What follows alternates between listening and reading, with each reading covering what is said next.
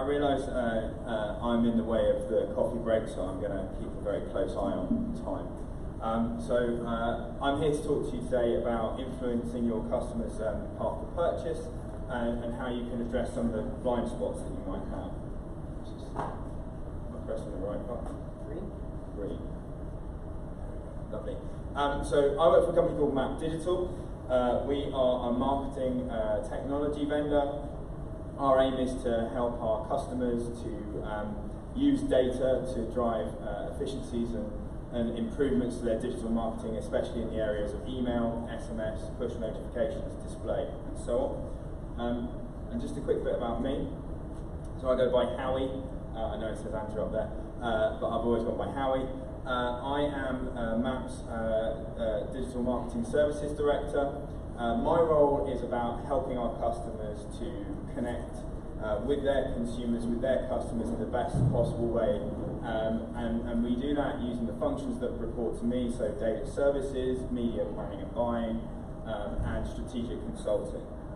So there are many challenges that CPG brands face. I've got 10 minutes, so we're only going to talk about one of those challenges at this point in time. And that's the challenge that you guys have when it comes to connecting directly with your consumers. We just had a talk about Amazon.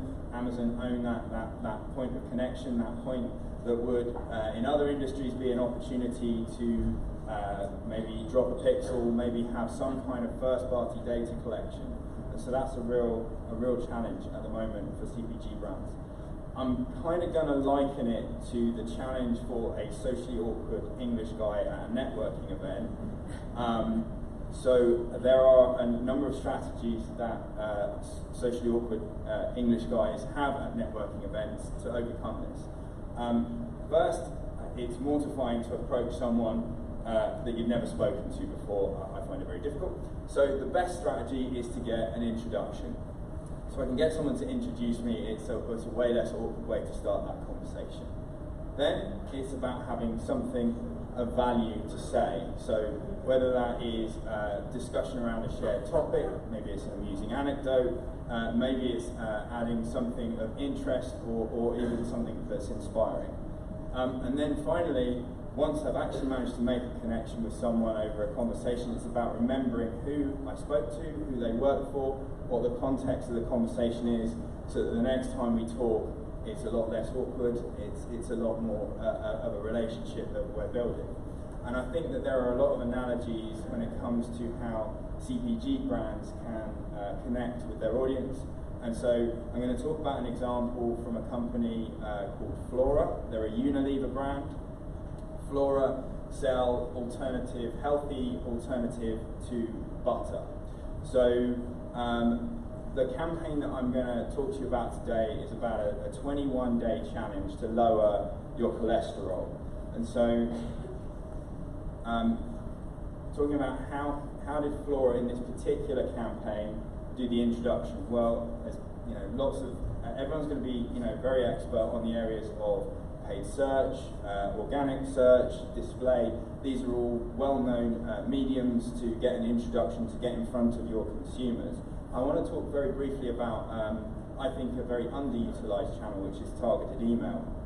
So in this particular campaign that Flora ran, they wanted to reach out to the segmentation, the targeting that they were looking at was consumers who wanted to improve their diet. They wanted to eat healthier, they wanted to make good decisions, they wanted to target people who had an interest in fitness. And so one of the channels that worked really, really well in this particular campaign was targeted email. So by that I'm talking about, so maybe I'm a publisher, maybe I have a website that's all about fitness, and I've engaged with those consumers who come to read my content about fitness, and I've got permission from them. They've given me their email address, and I've got permission to send them relevant messages from sponsors, right?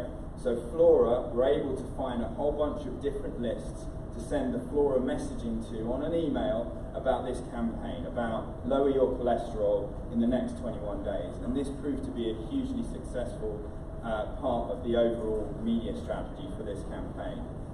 all of the different introductions, all of the different media are about driving to a landing page where they are able to capture the fact that I'm Andrew Howe, they're able to capture my email address, and they're able to opt me in so that I am permitting them to then continue that conversation with me. So that's the introduction. Secondly, then it's about adding value, and I think we touched on it earlier. Jeff talked about the adding value and the content, and I think again with this example of Flora, this is a hugely good example of where they were able to provide really valuable content to the consumer. So they kind of gamified the whole thing by talking about lowering your cholesterol over a 21-day period.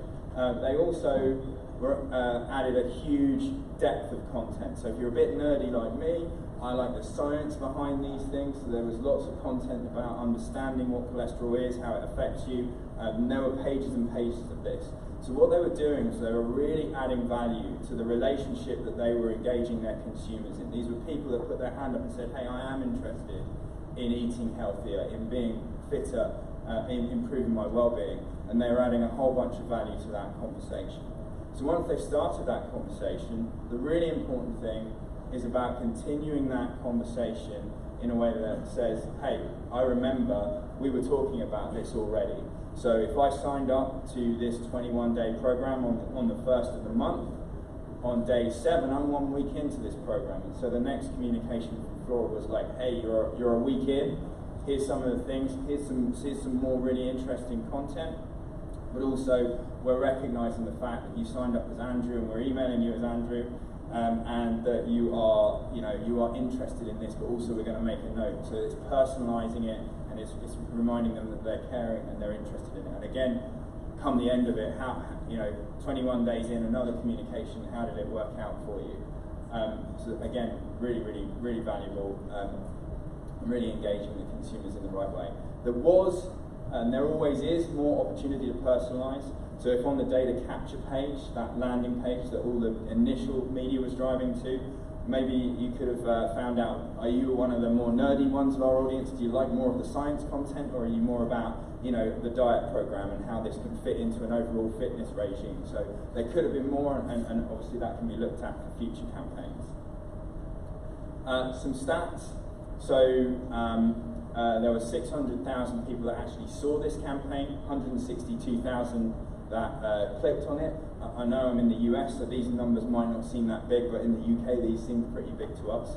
But the really important numbers for me is 41% click to open, which is massively above industry average. And what that said was that the consumers that Flora engaged with over the course of this conversation were really, really engaged.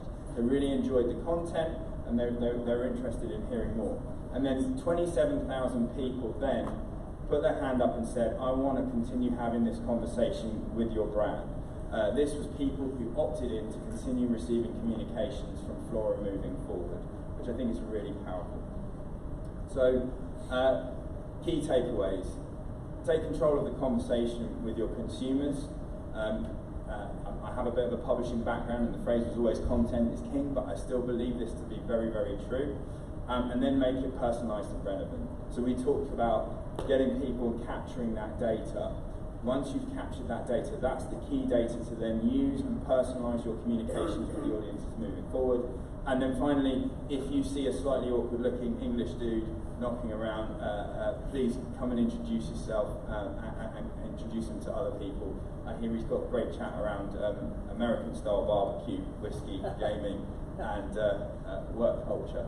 And then just a final note, we at Mapp are going to be doing a webinar where we're going to continue these themes. We're going to talk about more of these topics. So there'll be a communication about how you can reach those, but if you're interested, you'll be able to find details on our website. And with that, I think coffee. Yeah, great. Lovely. Great, yeah.